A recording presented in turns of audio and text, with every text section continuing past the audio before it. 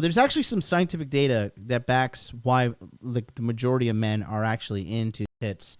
I am a tits guy personally. If a girl has a big pair of tits, my threshold for bullshit goes up. You know, if it's a small titty girl, give me trouble. Like, guys, small titty bitch, give me trouble. I'll throw you back on the street. But the data here shows it clearly that guys like women, like scientifically. And you're going to see, this is really good. I mean, they take samples from Japanese anime. This is a fantastic article. Seeing a great thing. You know what I'm going to do? Make it easier for everybody. I'm just going to put it in the poll. I'll just put it in the chat right now. Are you a tits man or an ass man? Okay. We'll put it out there. We're going to leave it up for a little bit as the article goes on. So you don't have to vote right away. But definitely give it a go when you're thinking about it, when you're ready. Okay, just going to leave the poll up there. So here we go. Okay. The facts about feminine beauty are simple, intuitive, even obvious. Okay. But public discussion of the topic is dominated by lies that confuse many women. Right? Let's talk like, you know, the whole fat movement and the body positivity movement. Really, it's more of a forceful thing than it is of an actually open thing, because I would be under the impression that majority of people would want to have a healthy body. Like if you took all those fat girls and you're like, would you, if you had given them an option, like, okay, here's the options you have. You can be fat in your body and everybody will love you, or you can actually be skinny and sexy.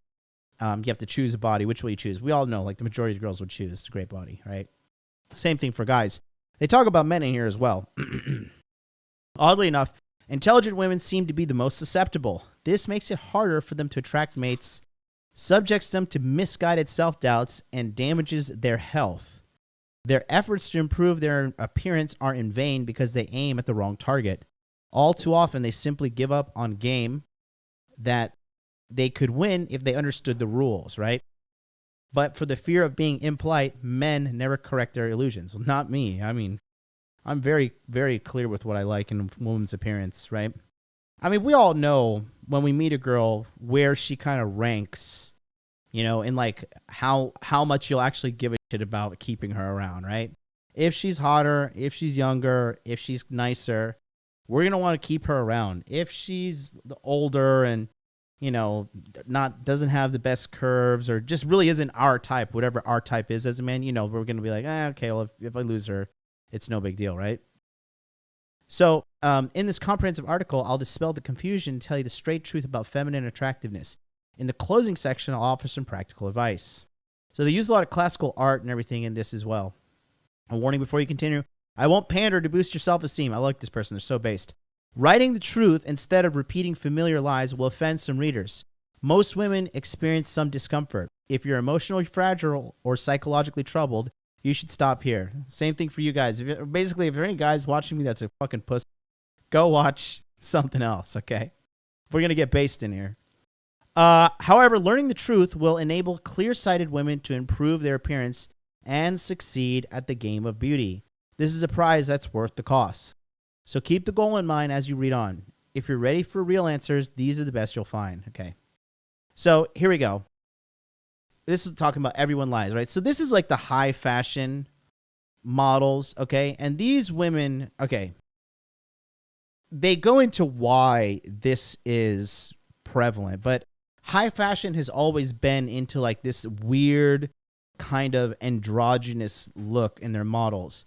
And really, it's because the majority of the designers that are in the high fashion are actually homosexual men. So they don't really know what men like in women. They really don't, they can't see like what we find sexy and attractive, okay? So being beautiful is socially important that almost everyone has a reason to lie about it. The fashion industry uses tall, ultra-thin models to impress and intimidate customers. The tactic increases clothing sales, but these models aren't the best examples of beauty. Similarly, paid beauty writers and influencers make their money from advertising fashion and beauty products. The conflict of interest discourages them from giving accurate advice because they just want to make money. Again, this is what happens, you know? This is a byproduct of feminism. Corporations literally targeting women's insecurities to take their money from them. I mean, it's pretty genius, really. But, I mean, that's what it is. Body positive influencers sometimes praise the figure the beauty of unhealthy figures in a way that's disconnected from reality. They expand their audience through flattery and pandering, not honesty. Journalists lie about beauty to bolster their favorite social and political causes. This is so true right here. How the mainstream has become influenced politically is pretty disgusting. And funny, because I blatantly see the propaganda, because that's what it is. It's all just propaganda. And when I see people buying the propaganda, I'm like, God, everybody's just so fucking retarded. So if you're a guy and you could see the propaganda in like these pop culture social causes and shit like that, right? Then you have to understand you're smarter than the average person. And that means you could probably achieve more than the average person. So make sure you give it a go. Which they consider far more important than the truth, right? Of course, they all love the lies. So this is it. Calvin Klein, this is like a quote-unquote model. Cosmopolitan, this is healthy with a woman that is clinically obese on the cover. Myriad of red flags, short hair, tattoos, really. Yikes. Men have incentives to lie about what attracts them to as well, to be polite or to flatter, or even to show their good taste. Pretending not to notice overt sex appeal is a way of signaling refinement and class. It implies that they're subtler and more perceptive than other men, but it also projects a false picture of what they really want. Right. Some insecure women deride any concept of beauty that doesn't match what they see in the mirror. Unable to acknowledge their own imperfections, they hope words alone can make them the fairest of all. Even the most beautiful, self-assured women will lie, whether to guard their secrets, to sabotage their competitors, or because they really don't know the answers themselves. Okay. Again, here they are talking about women and lying hand in hand. What makes a woman attractive is a Milgram question. In other words, the social penalty for an unflattering answer is much higher than the reward for telling the truth. So I know this article starts off slow. Bear with me, okay? It gets really good. I just want to make sure we lay the foundation properly before we really dive in. I just don't want to scroll all over. But this article is so good, and I definitely advise you guys to follow along at home. I put the link in the chat. Looks like the chat has with the are you an ass man or tits man? Tits are 35% and ass is 65%. So I do think that there has been some kind of like what can I say? Like social engineering going on to make more men ass men. I swear back in the day there used to be more tit man than there are now. But the ass thing has kind of been mainstream and girls have been twerking, shaking their ass and everything. I definitely see it as a social, the whole eating ass and shit like that. That's like a newer thing that's been kind of pushed by the mainstream. Okay. Because of this, we simply can't trust the answers we receive, even if they're coming from friends and acquaintances. In sum, everyone's lying about beauty, and when you consider the motivation I've just listed, it shouldn't be a surprise. We have very good reasons to lie. Okay. So, here we go. All these lies carry over into science. Scientific studies of beauty are often based on questionnaires. The scientists just perform a statistical analysis and repackage the results as verified truth. But survey responses on sexual topics are unreliable. This is why when you hear like what a study is, if it's self-reported, you have to understand just because something's a study doesn't necessarily mean it's true, okay? They package it as verifiable truth. This is from UCLA. This is from Harvard, This is from the University of Central Florida. Wherever it is. And they just make it seem like it's real.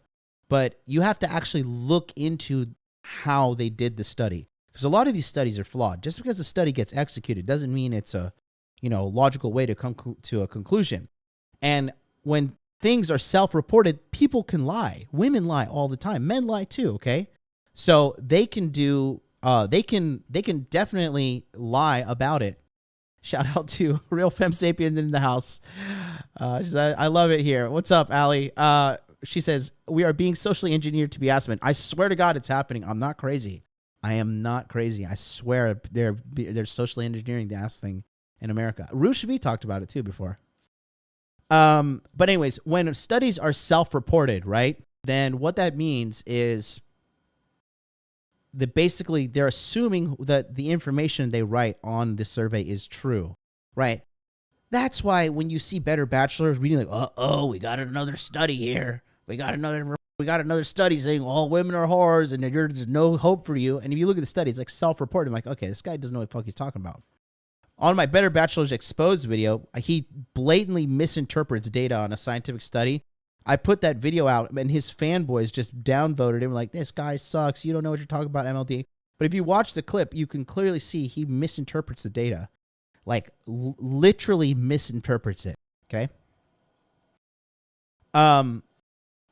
Let's see. Fancy mathematical language might make these studies sound authoritative, but it can't transform false answers into a true one, and there's a limit as to how well a handful of numbers can characterize beauty.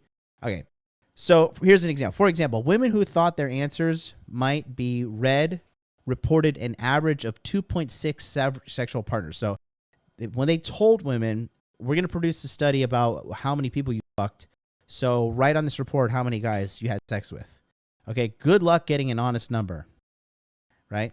But those who thought they were monitored by a lie detector reported at an average of 4.4 sexual partners. Okay. Looks like the Moon Gang's coming in. Welcome, welcome. Come on in, boys. Smash that like button. Moon Gang in the house. If you're part of the Moon Gang and you're also part of the Hot Dude Army, put those Bitcoin emojis in the chat.